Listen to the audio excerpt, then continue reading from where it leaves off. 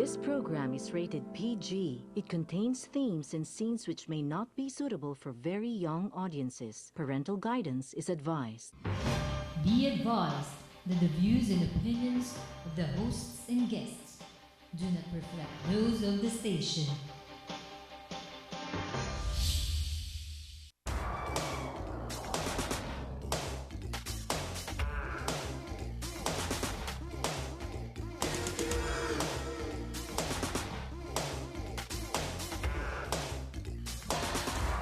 Good afternoon, Philippines. You're watching the Business Portal, your gateway to health, beauty, trends, and opportunities. I'm your host, Dr. Jancen for What's Up, Doc?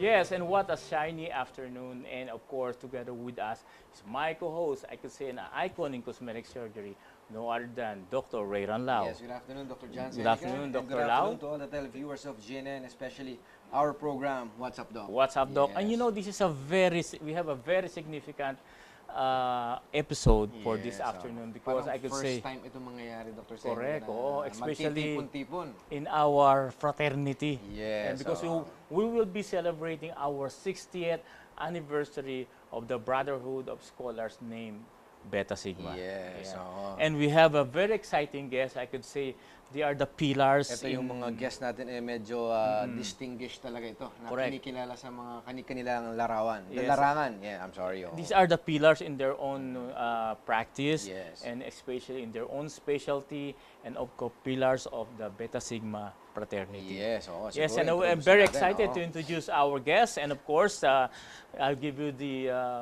pleasure Yes, to our first introduce. guest, he is an internal medicine, a retired colonel of the Armed Forces of the Philippines military surgeon, team leader of the Duterte Presidential Campaign Team, NCR and Luzon area. No Yes. other than Dr. William Yu. Good afternoon, Good afternoon, Doctor. Brad. Good afternoon, Brad. At can you use your mic? Yan, sige, mga Brads, please pick up actually, the these are microphone. I think their first exposure in television, and sige, can you greet our televiewers again? Hi, good afternoon, Brad. It's a pleasure to be your guest in your very popular program. And Yeah. I'm very honored to be a guest together with my Brads in the Far Eastern University Beta Sigma Fraternity. Ayan. Oh. Who we are celebrating our 60th founding anniversary. Thank you Thank very you, much. Brad. Thank you, Brad William. And of course, a diplomate with the American Board of Neurological Surgery. Talaga naman, no? And now a volunteer neurosurgeon of the Hydrocephalus Foundation of the Philippines, a volunteer neurosurgeon in Mariano Marcos Medical Center in Batac, Ilocos Norte. Ang layo. Yes, oo. Ito po ay nagtapos siya ng kanyang training in neurosurgery sa Amerika. No other than Dr. Aloysius Laguno. Good afternoon. Can I call you Aloy? Good afternoon, There Brad. you go. Dr. Aloy. Salamat, Brad. Thank you for the opportunity na may sabi ko sa inyo yung ating mga advokasya dito sa Pilipinas. Alam mo, nag-practice ako sa US ng 32 years. 32 years as a neurosurgeon. Nag-practice And ko sa now, California. you're back here Yeah. to be a volunteer neurosurgeon sa So, Philippines. Wow. masasabi ko sa inyo later on sa Yeah, program. we'll talk yung- about yung a mga- very exciting Ni Brad foundation. Aloy, oo. Yes. kailangan ng mga neurosurgeons dito sa Pilipinas na nagsisilbi sa mga mahihirap. Correct. Yes. Okay, and our third guest, ito medyo... The big time. yes, Yeah. oo, Ito na yun. anesthesiologist, the president and CEO of Gentry Medical Center and Hospital, no other than Dr. Jerry Genuino, yan. Yes, good afternoon, Good Brad, afternoon, Dr. Jerry. Ay, magandang hapon po sa inyong lahat. Mga brads na nanonood ngayon dito sa GNN.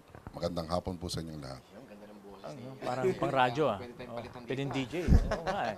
Oo. At of course, a United States Army retired colonel.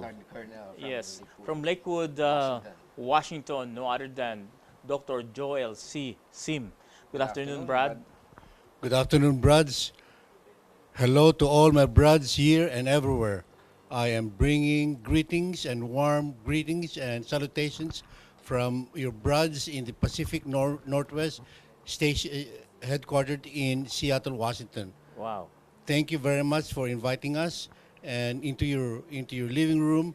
And I hope you learn more about our Beta Sigma fraternity as this session goes through. Thank you very much. Thank you, Brad, for the honor and Brad, privilege. talaga namang you are a retired colonels on what Army, Navy or U.S. Army, Brad. US Army. Army, And your specialty in the Army. is- Diagnostic radiology, Brad. Radiologist Wow. ka, Brad. Right, Oo. yeah. So majority of our brads here are also from a retired military and retired neurosurgeon. And all of them are doctors, no? Lahat sila ay, And of all course, came from the FEU. From Kung saan kayo FEU galing. Beta Sigma Yes, fraternity, kung and saan ka galing. we're very proud to belong, Yes, okay, oo. into this fraternity, and we will talk about all about this coming 60th anniversary. We'll be talking about what's going on into your life and what happened after graduation. Yan. Decades. Decades na, yan. oh, ano nangyari? Let's hear from Dr. William Yu. Brad, anong year ka nag-join ng Beta Sigma at anong year ka nag-graduate ng medicine? Brad, I joined the Beta Sigma fraternity FEU Medicine chapter in 1975. 75. And I graduated from the same medical school, which was the best medical school in Moraita then. Alright, oo nga, Yes, exactly. 1977. 1977. Yes, and then I had my internship in Viluna General Hospital, and then after taking the board and passed it in 1978, I joined the Armed Forces of the Philippines to serve. Itong mga picture na pinapakita natin ay ito yung mga ibang brads na who belong. That picture that was shown, that was like Throwback talaga yun, throwback yung pictures na yan. Yeah, Ayan, here si is Dr. Dr. William Yu, who is 41 years na sa Beta Sigma at still here, nagsiservisyo sa atin, no? Oo. At I think yung background picture mo, isang Malacanang. During siguro, Diyan na yata nakatira si Brad William. oo nga, at Malacanang, you will see him more often in Malacanang. Yan No? yung mga These throwback are the pictures brads natin that have been na- with us. That's Dr. Yoy Nabrete, who is an EENT, and sino to, Brad? Si Sammy Agra, who is also in US, and also si Dick Hoxon. Ayan, oo. Kabisado Ayan, ni oo, Brad, kilalang Jerry. natin yan. Ayan. Tonyet Sahul, Nelson Dancels, also in the military. Of course, Sammy Agra, who's also in US. Napakadami yan, ang graduation nila. How about you, Brad Aloy, Aloy? You when are a did you neurosurgeon, and we are surprised after practicing in US, you came back to the Philippines just to serve the And Brad Filipino Aloy is a people. very popular neurosurgeon in America, ha? As a neurosurgeon, Yes, oo. yes, and yeah, I mean, ano yung advocacy mo regarding the Hydrocephalus Foundation of the Philippines? And hindi ba give up mo yung lucrative life mo sa US and come to the Philippines to serve our constituents? Talagang kanyan, betan spirit yan, Brad. Yun ang Betan Spirit. Kasi nung nire-recruit ako in 1971, Oo. I was already a member of two fraternities sa Institute of Art saka MedTech. No? Medtech, oo. So the guys who recruited me, I was impressed because they were doing medical missions every week. Every So, week. yeah. So despite the fact that I had two fraternities then, I decided to join because I was impressed with their mission. So since then, I said it's a Beta Sigma medical mission fraternity. Oh, so So- that serves that will be an inspiration to Naging, everybody, guide no? mo, Brad Aloy, na Yeah, it has been pagpasok like sa Beta that. Sigma. The sense of volunteerism. So even when I was in the States, we established the Bayanihan Clinic for veterans there in Sacramento. And then after 25 years of practice in Sacramento, California, I decided to come home and join the Hydrocephalus Foundation, where we treat hydrocephalic kids, indigent hydrocephalic kids. Indigent. Oh. And then I was recruited at the Mariano Marcos Medical Center in Batac, Ilocos Norte, where they don't have a neurosurgeon servicing the indigent population. And I've been there since 2013, and we Wow. I established the program there. We got all the instruments and everything, and we have done almost 168 cases. 168 cases. of hydrocephalus. No. Neurosurgery. Neurosurgery, brain, Yeah. spine, Wow. peripheral nerves, 168 cases. and shunts. But at the Hydrocephalus Foundation, where it was established by a former neurosurgeon from Indiana, Dr. Manny Kakdak, in 2010, where I joined in 2013. Since then, we have seen about 900 plus cases and about 390 operations. Oh. The foundation is being supported by different organizations. Lately, I would like to plug in the Junior Chamber International Manileña Group, where a group of purely women donated 500,000 pesos for the foundation recently. That's a big thing yeah. for us. And all of these surgeries that you've done here in the Philippines are all pro bono. gratis. Yeah, pro bono. Wow. Yeah. Yeah. Medyo nakaka-proud as a young member of You know, this giving up organization. his Yes, practice oo. in US. There are cases where they want to stay in the private ward and everything. They pay minimal professional fee, and these are divided into the group and also buying some instruments. That would be But very purely, most of my cases are service patients. Kasi ang neurosurgeon yata dito, Brad Aloy, sa Philippines is medyo scarce, no? Hindi ganun kadami. kakaunti ang mga neurosurgeons. And Plus, then of course, the most of them, technology. they congregate in the Metro Manila area. Yes, oo. How about si Dr. Brad, Jerry Genuino? Brad, Ay, si Dr. with, Joel- with Brad due respect, Brad, let me interject and expound further on what Brad Aloy was alluding to.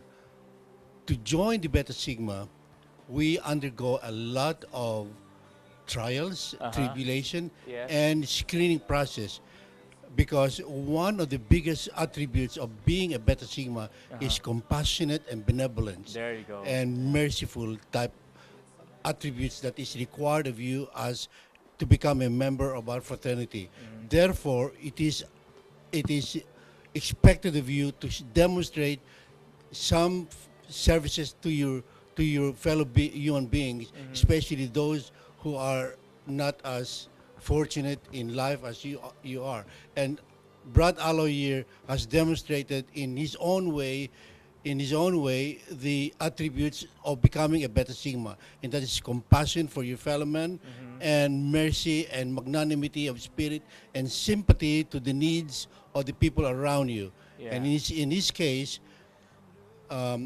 he has demonstrated that attribute, which is very, very valued among us Beta Sigmans. In the same light, I would like to emphasize the fact that in the Beta Sigma, especially in my own chapter in the Pacific Northwest, every year there's only 20 of us in the Seattle Tacoma area, but yet we always send every year a medical mission in areas which we consider to be deprived of medical care. So every year on our own. So that's here in the Philippines. You're Yeah. sending the doctors As in a the matter of Philippines. fact, the next medical mission that we are contemplating to do is in Romblon. Yeah. We prior- have, by the way, sir, you have a texter from cell phone number 968, Dr. Lau. Yes, hello Doc, tanong ko lang po kung ano po ang initiation yung ginawa sa inyo noon. Kasi po, di ba ngayon parang nagte-take advantage na po yan. Ang dami na pong namamatay. Yeah, about the Thanks. initiation. Yeah, I think Dr. Genuino could answer that. Majority of our past, and when you say initiation, it doesn't mean like physical. Some are like more of Mental. and And yung, you're they will testing test your your emotion, character. your character, and Yes, everything. oo. Can you say something about that, Dr. Genuino? Is our initiation before and now is the same ba? Parang ano ba sa tingin mo? Well, actually, yung connotation ng initiation, medyo hindi na magandang pakinggan ngayon. Yes. Because during our time, as all of us are doctors, Yes. during initiation, it is, sabihin, we are guided, because we know the capacity of the person. And by the way, I would like to say na itong Beta Sigma is a fraternity of the only fraternity I know. No? Yeah. And there's only one fraternity. Yeah. That's our teachings. Okay. That is respectable. We are trained to be a gentleman. Yeah. Respectable, and first of all, we follow the hierarchy of loving.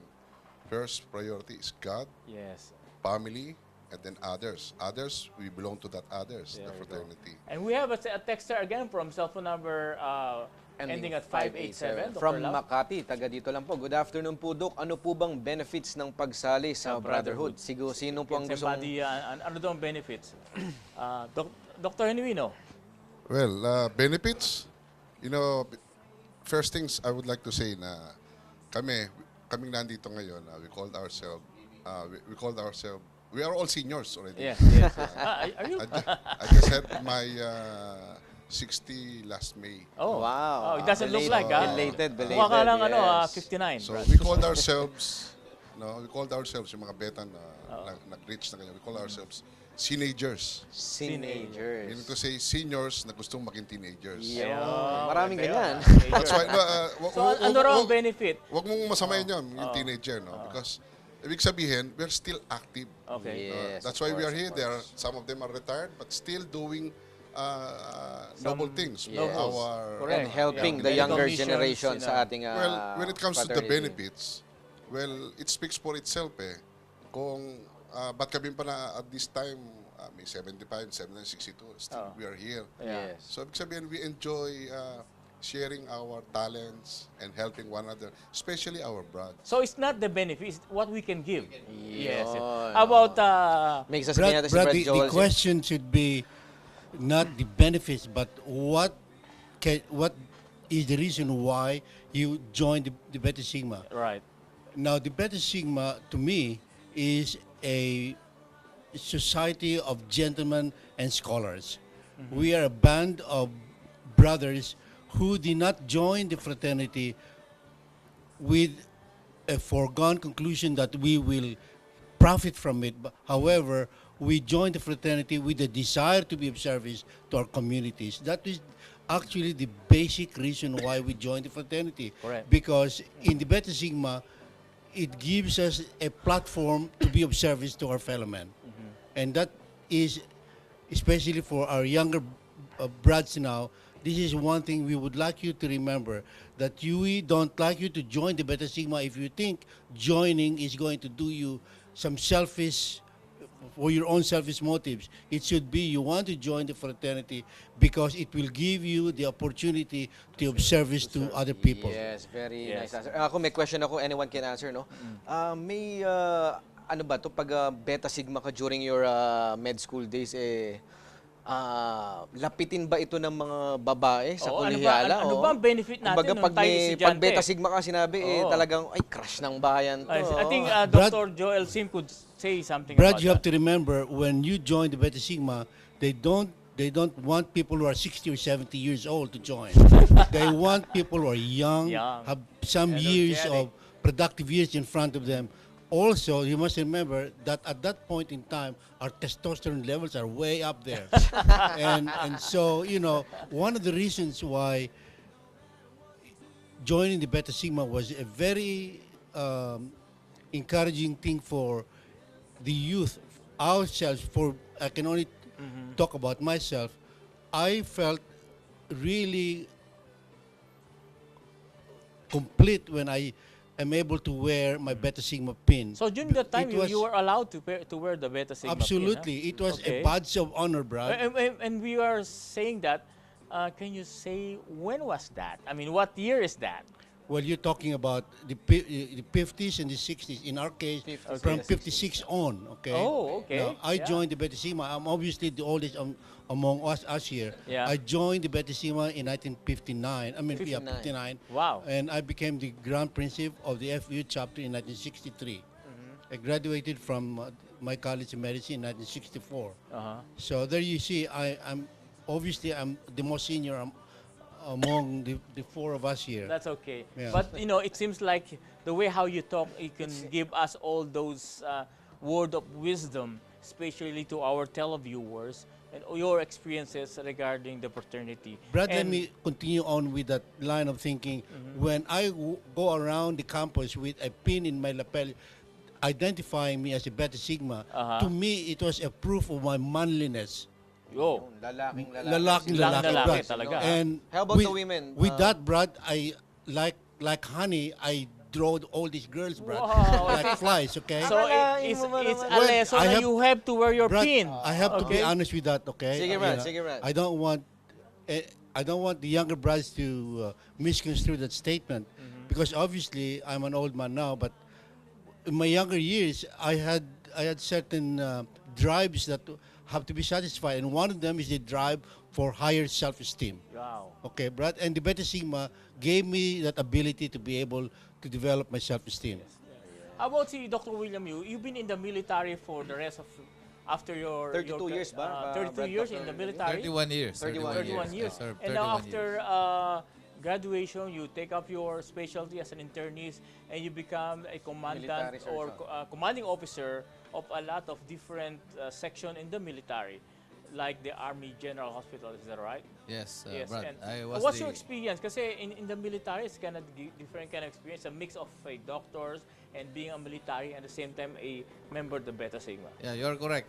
When you enter the military service, it's a very different experience compared to the regular doctor who practice in a private hospital. Right, right. Because in the military, you are honed to be a doctor, good doctor, and a good administrator. Oh, You are a combined professional and administrator. Because you handle in your later on in your career, you handle other certain duties that the regular doctor in a private hospital Right. will not. yeah. You go to Is combat. it you go hard to to combine being a military surgeon and at the same time a medical doctor? It depends on your training actually, and we are trained also when you enter the military. You go on a different Is level that of the same trainings. training that what other military are undergoing? Yeah, during- yes. during You the also go on combat training. You take up your basic course. You take up your advanced course, and then later on you take up your general staff course. It depends on the level of your Oh. competency. Competency. And alam mo si Dr. Aloy, I could say Dr. Aloy or Brad, kasi you give up your practice in the US. Ano yung turning point mo to come to the Philippines and serve the Yes, Filipinos? As a neurosurgeon, I mean, you've been making, let's say, May a nag- lot of money in May your nag-tip ba practice. sa'yo, Brad, na, Oo, para bang Brad Aloy, dito ka na lang kasi bigla bang scarce may ang mga nanag-inip ka, neurosurgeon dito. biglang sabi mong ay uuwi ako ng Pilipinas. Oo. Yeah. The tipping point was the computerization there in the US. Aha. And so, hindi ako masyadong sabi sa computer. All the records you have to type, operative notes you have to Right, dictate, right. everything. Traditional, Traditional. pa rin si Brad Aloy. oo. So at that point, you can say I got burned out. And then all of a sudden, my friend, Dr. Kakdak, who is the founder of the Hydrocephalus Foundation of the Philippines, he called me and said, Aloy, can you help me with the foundation in the Philippines? And that gave me the idea to give up the practice, retire, pack all our stuff, put it on a 40-foot container, and then move to the Wow. Philippines. And you're here for good now, Brad I- Aloy. it's a I'm big here for step, Good, and I have a program there at Batac, Ilocos Norte, the Mariano Marcos. It's already equipped with the modern Complete hospital, for neurosurgical neurosurgical cases. cases like microscopes. And we will talk TV. about that. We will talk about the Hydrocephalus Foundation of the Philippines. Yes. And of course, Medyo may senyas ang ating camera. oo, Kailangan and nating because mag-commercial some of muna. our Yes. brads are here. Yes, the mga younger brads. generations So ngayon may naman, ko-compare yes. natin, Brad Rayran, ang difference between the younger brads 50s, 60s, and 70s, 80s, 90s, more 2000s wisdom brads. andito. Ayan. And we'll be right back when What's Up Doc returns. Natural look nose lift, cleavage by breast augmentation, curves by liposuction, non-surgical treatment of varicose veins, Janssen Cosmetic Surgery by Dr. John Seneca.